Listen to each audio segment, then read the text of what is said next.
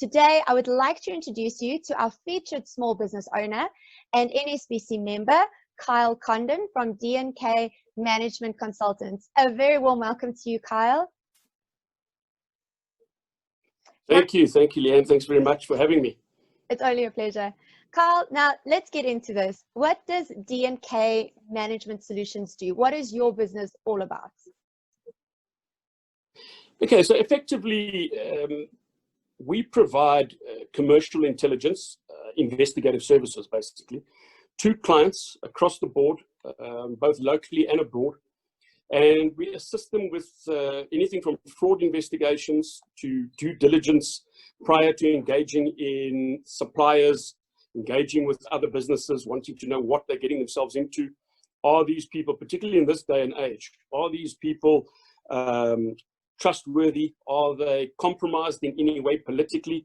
So, yeah, initially we started off 30 years ago as primarily an investigations company.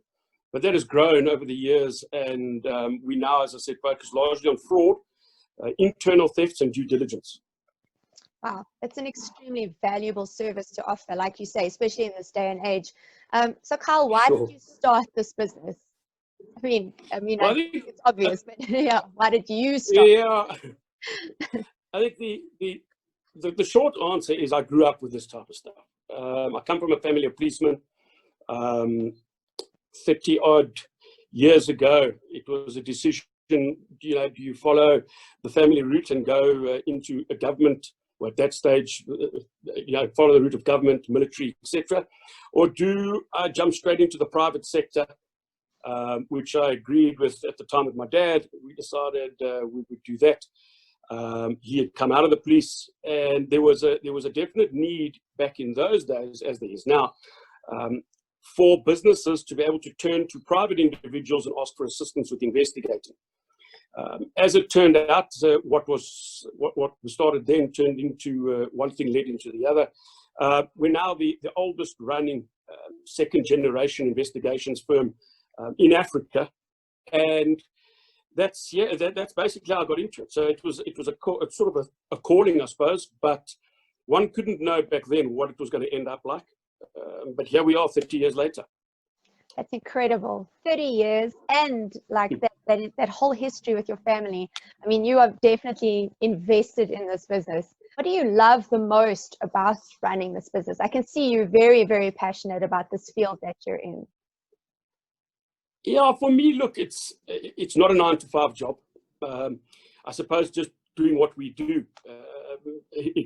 By nature of what we do, it's not 9-to-5 or 8-to-5. Crime doesn't stop, and therefore businesses that we consult to and that we assist are continuously in need of some or other service that we provide.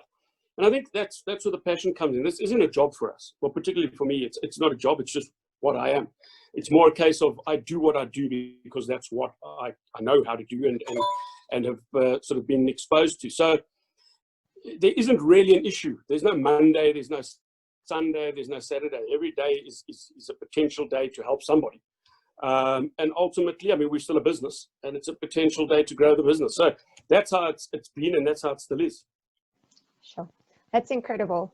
Now, can you tell us what is one of the biggest lessons you've learned in business?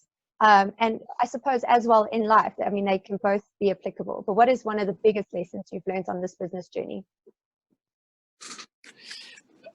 What I'm going to say now probably won't go down with a lot of people in terms of the human nature. But one thing I've learned is we as business owners, unfortunately, trust at our own peril.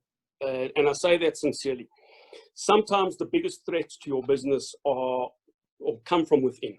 And, I've learned that over the years of dealing with clients, large and small, and I've seen some of the most atrocious things when it comes to business partners, family members, etc., ripping each other off.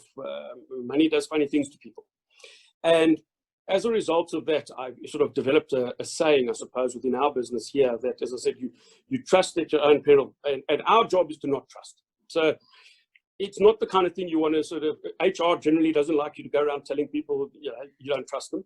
And I understand that, but somebody's out there's got to not trust them, and that's me. So, yeah, I've learned that. And I think I've seen it come back to bite people. And if you run a business, doesn't matter how big or small it is, if you've got one staff member, you potentially have a problem, and you need to be aware of what that problem is and how it can manifest itself.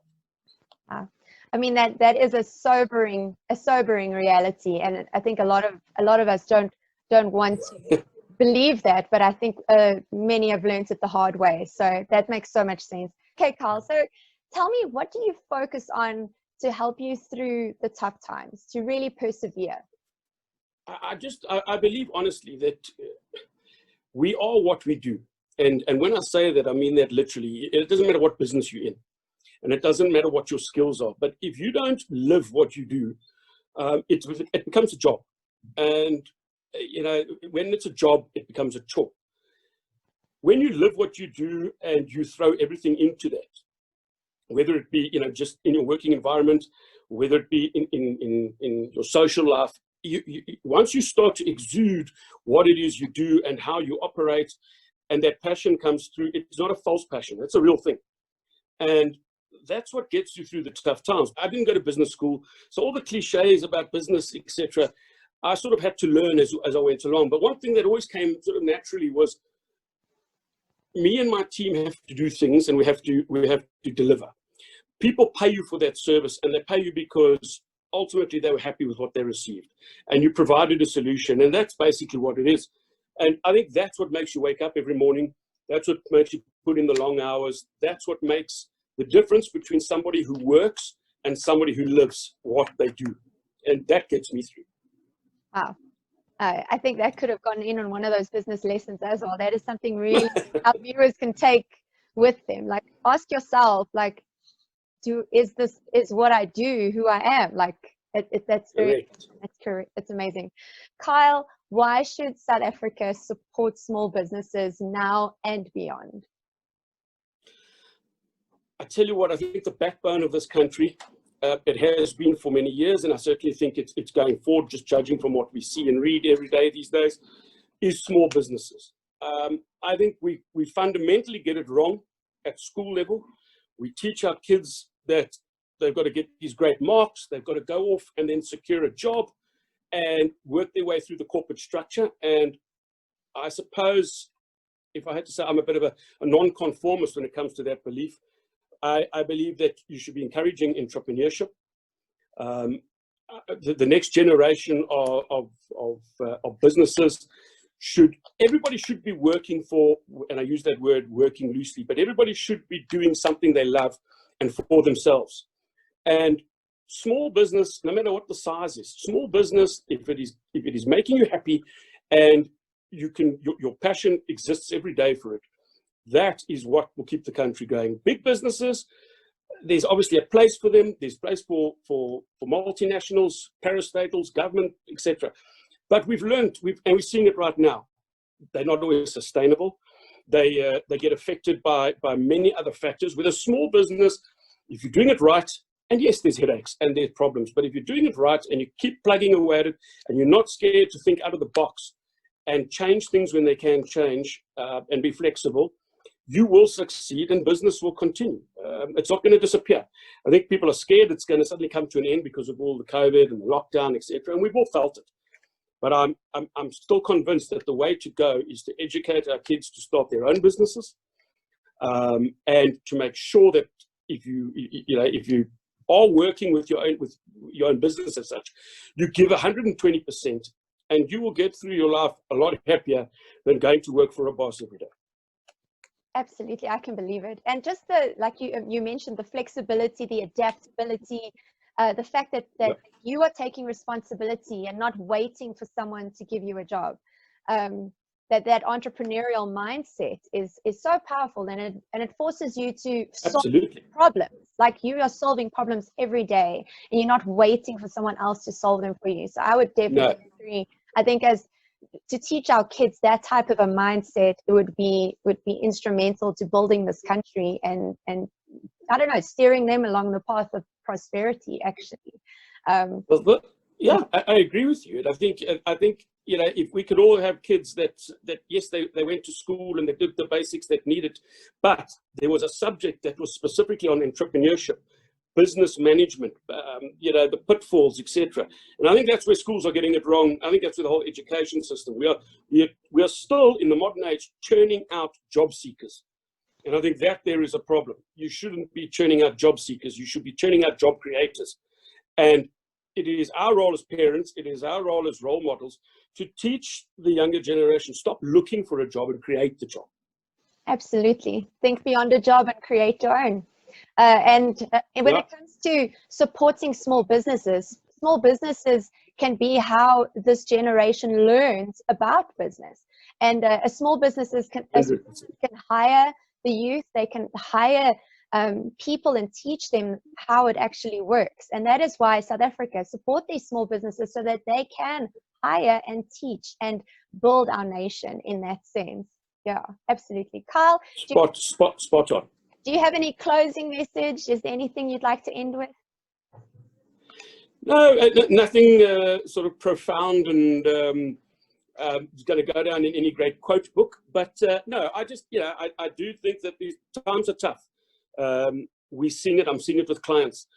I don't think we should all just throw in the towel and give up hope. In terms of politics, etc., that's going to be what it is.